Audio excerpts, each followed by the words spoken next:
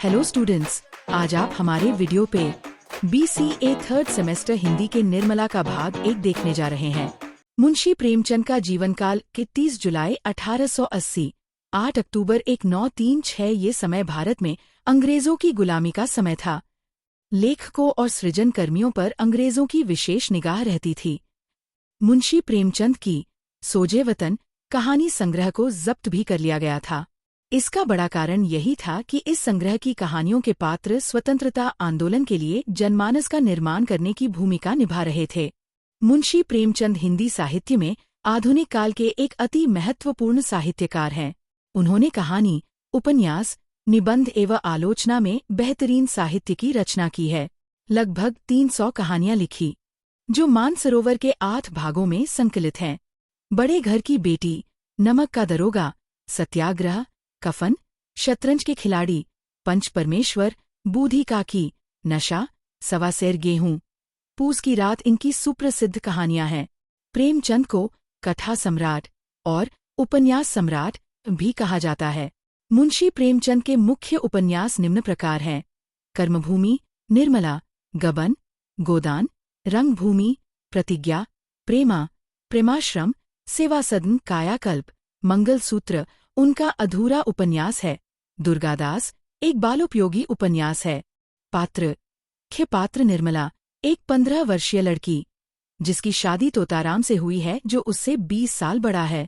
35 साल की निर्मला के पति तोताराम वकील हैं। मनसाराम तोताराम की पहली पत्नी से सबसे बड़ा बेटा था।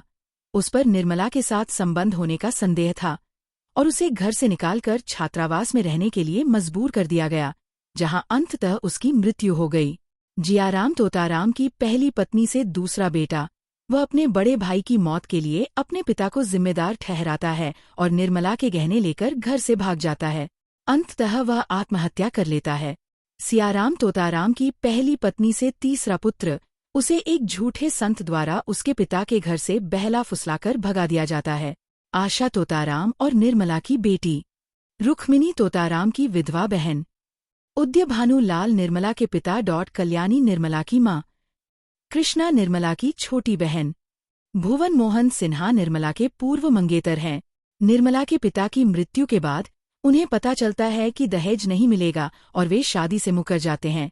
सुधा भुवन मोहन की पत्नी और निर्मला की सहचरी। भालचंद्र सिन्हा भुवन मोहन सिन्हा के पिता, रंगीली बाई भालचंद्र सिन्हा की पत्नी और भुवन मोहन सिन्हा की माँ। पंडित मोटाराम एक बुद्धिमान पुजारी थे। तोताराम के घर में भूंगी नौकरानी। सरोस निर्मला बहन सूरज निर्मला का प्रेमी स्मय निर्मला के चाचा। संक्षिप्त सारांश: उदयभानुलाल, एक वकील, ने अपनी 15 वर्षीय बेटी निर्मला का विवाह भालचंद्र सिन्हा के पुत्र भुवन मोहन सिन्हा से तय किया। निर्मला की मां कल्याणी लाल को निर्मला की शादी पर ज्यादा पैसा खर्च न करने की सलाह देती है, क्योंकि उसकी दूसरी बेटी कृष्णा की शादी भी उसी की जिम्मेदारी है। कल्याणी की बातों से नाराज होकर वह उसे सबक सिखाने का फैसला करता है।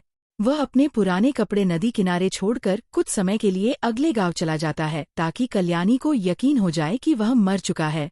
बाद में लाल की हत्या उसके प्रतिद्वंद्वी मथाई ने कर दी, जिस पर लाल ने एक बार अदालत में मुकदमा चलाया था और उसे जेल की सजा सुनाई थी।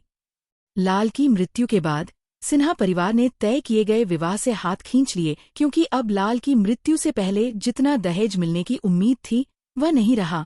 कल्याणी भुवन मोहन सिन्हा की मां रंगीली बाई को अपनी दयनीय स्थिति के बारे में बताते हुए एक पत्र लिखती है। रंगीली बाई का अपने पति और बेटे को समझाने का प्रयास व्यर्थ जाता है। पंडित मोटाराम की मदद से कल्याणी निर्मला के लिए एक वर खोजती है। आर्थिक तंगी के चलते निर्मला की मां कल्याणी ने उसकी शादी तोताराम से कर दी, जो उससे उम्र में 20 साल बड़ा एक वकील था। तोताराम ने अपनी खूबसूरत जवान पत्नी को रिझाने की बहुत कोशिश की, लेकिन नाकाम रहा।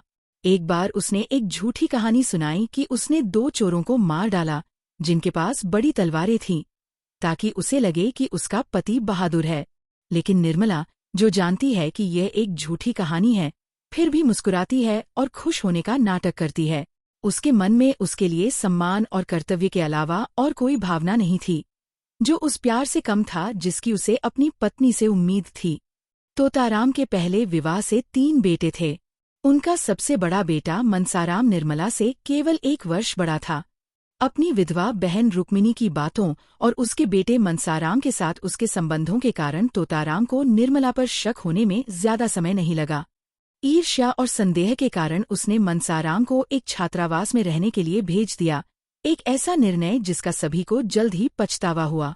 छात्रावास के वातावरण में मनसाराम की तबीयत जल्द ही बिगड़ने लगी। अस्पताल में भुवन मोहन ने ही मनसाराम का इलाज किया। जब मनसाराम को रक्त की आवश्यकता हुई तो निर्मला ने ही उसे रक्तदान किया, जिसके बाद तोताराम को अपनी गलती का एहसास हुआ। भुवन मोहन को निर्मला के बारे में पता चला। उसने प्रायश्चित के रूप में अपने भाई की शादी निर्मला की बहन कृष्णा से कराने की व्यवस्था की। भुवन मोहन निर्मला और उसकी परेशानी के विचारों से ग्रस्त था। अंततः मनसाराम की तपेदिक से मृत्यु हो गई। तोताराम अपने बेटे की मौत में अपनी भूमिका को लेकर बहुत दुखी और अपराध बोध से ग्रस्त था।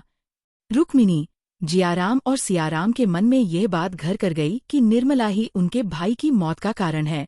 वे रुक्मिणी की झूठी बातों पर यकीन कर लेते हैं। इसके कुछ ही समय बाद उनका दूसरा बेटा जियाराम निर्मला के गहने लेकर तोताराम के घर से फरार हो गया।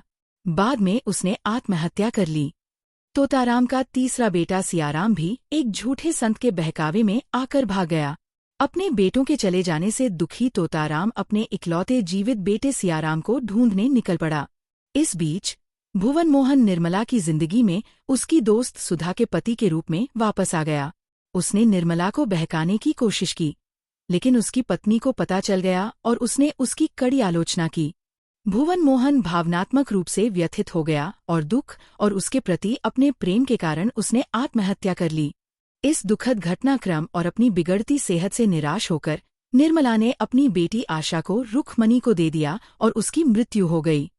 बहुत बूढ़ा तोताराम घर लौटा तो उसने पाया कि निर्मला की मृत्यु हो चुकी है। रुक्मणी को अपनी गलती का एहसास हुआ। निर्मला उपन्यास में निर्मला का चरित्र चित्रण मुंशी प्रेमचंद। निर्मला उपन्यास मुंशी प्रेमचंद जी द्वारा लिखित प्रसिद्ध सामाजिक उपन्यास है। इस उपन्यास में आपने दहेज प्रथा की बुराइयों व अनमेल विवाह को आधार बनाकर लेखन कार्य किया है। निर्मला उपन्यास के मुख्य पात्रों में निर्मला का स्थान प्रमुख है और वही उपन्यास की नायिका भी है।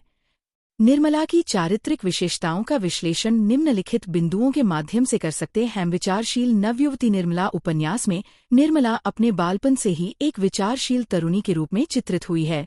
गुड़िया से खेलने वाली निर्मला जब अपने विवाह के बारे में सुनती है तब उसकी सारी चंचलता लुप्त हो जाती है और वह अपने भविष्य के प्रति सोचने लगती है। इसी सोच विचार में निर्मला को लगता है कि विवाह के पश्चात एक दिन भाई बहन माता पिता सब उसे भूल जाएंगे और वह उन्हें देखने को भी तरस जाएगी। विवाह के पश्चात भी निर्मला अपने घर परिवार की समस्याओं और अपने अनिश्चित भविष्य के प्रति सदा ही संवेदनशील रही है। अपनी ससुराल में निर्मला अच्छे बुरे के प्रति सतर्क रहती है और प्रत्येक कार्य को विचार करने के पश्चात ही करती है। भविष्य दृष्टा निर्मला में संकेत रूप से अपने भविष्य को देखने की सामर्थ्य भी दिखलाई देती है। स्वप्न के माध्यम से निर्मला अपने अनिश्चित भविष्य को पढ़ लेती है। स्वप्न के संकेत निर्मला को पहला विवाह टूटने और दूसरा विवाह होने के स्पष्ट दृश्य दिखला देते हैं। सुंदर नाव उससे छूट जाती है, परंतु एक टूटी हुई डोंगी उसे बिठा लेती है। इस डोंगी में न पाल है, न पतवार, न मस्तूल। पेंदा फटा हुआ है, तख्ते टूटे हुए हैं और नाव में पानी भरा हुआ है। वह स्वयं भी मल्लाह के साथ पानी उलीचने की कोशिश करती है, पर नाव नीचे से खिसक जाती है और उसके पांव उखड़ जाते हैं।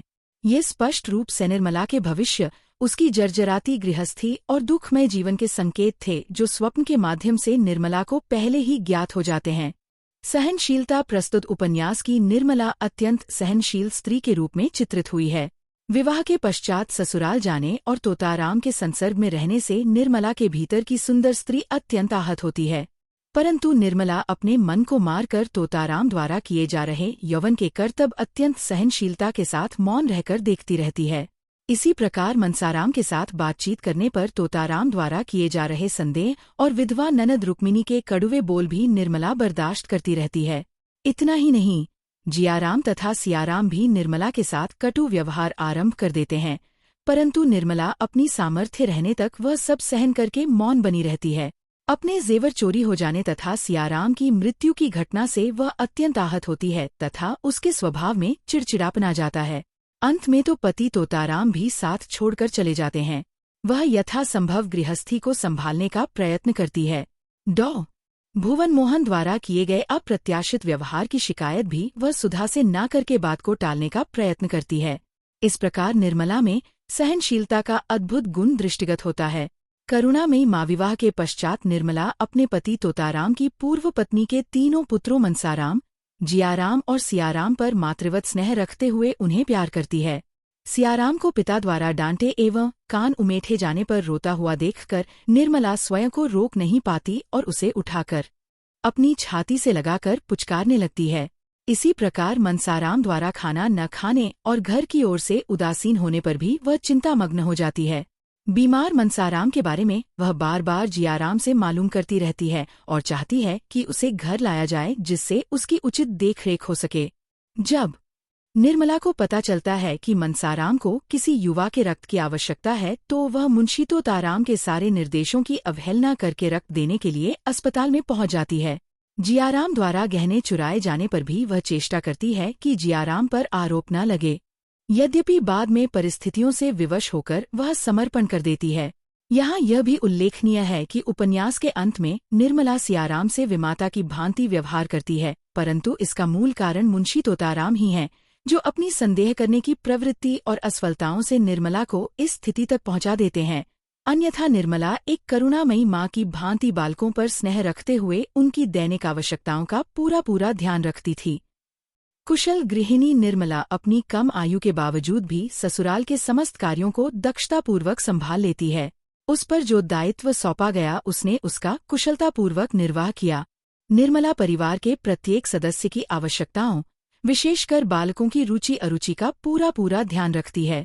बालकों को खिलाना पिलाना, कपड़े पहनाना और कहानी सुनाने जैसे कार्य भी निर्मला दक्षतापूर्वक संपन्न करती है। बच्चों के लालन पालन में वह इस प्रकार व्यस्त हो जाती है मानो वही उनकी सगी माँ हो।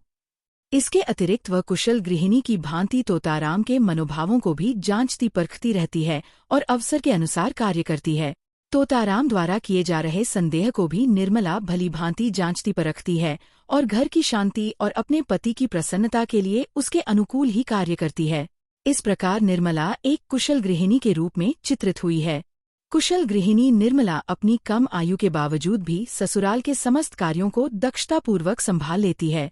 उस पर जो दायित्व सौंपा गया उसने उसका कुशलतापूर्वक निर्वाह किया। निर्मला परिवार के प्रत्येक सदस्य की आवश्यकताओं, विशेषकर बालकों की रुचि अरुचि का पूरा ध्यान रखती है। बालकों को खिलाना पिलाना, कपड़े पहनाना और कहानी सुनाने जैसे कार्य भी निर्मला दक्षतापूर्वक संपन्न करती है। बच्चों के लालन पालन में वह इस प्रकार व्यस्त हो जाती है मानो वही उनकी सगी माँ हो। इसके अतिरिक्त वह कुशल गृहिणी की भांति तोताराम के मनोभावों को भी जांचती परखती रहती है और अवसर के अनुसार कार्य करती है। तोताराम द्वारा किए जा रहे संदेह को भी निर्मला भली भांति जांचती परखती है और घर की शांति और अपने पति की प्रसन्नता के लिए उसके अनुकूल ही कार्य करती है। इस प्रकार निर्मला एक कुशल गृहिणी के रूप में चित्रित हुई है। पतिव्रता निर्मला का विवाह एक बेमेल विवाह था। तोताराम उसके पिता की आयु के व्यक्ति थे। निर्मला स्वयं भी तोताराम को पति के रूप में स्वीकारने में झिझकती है, परंतु वह अपने पति की प्रसन्नता के लिए अपनी सभी इच्छाओं का बलिदान कर देती है। निर्मला वही सब करने का प्रयत्न करती है जो मुंशी तोताराम चाहते हैं। वह कभी कोई ऐसी बात नहीं कहती जिससे तोताराम में हीन भावना की उत्पत्ति हो। घर गृहस्थी चलाने के साथ ही वह मुंशी तोताराम के भले बुरे समय की संगिनी भी है।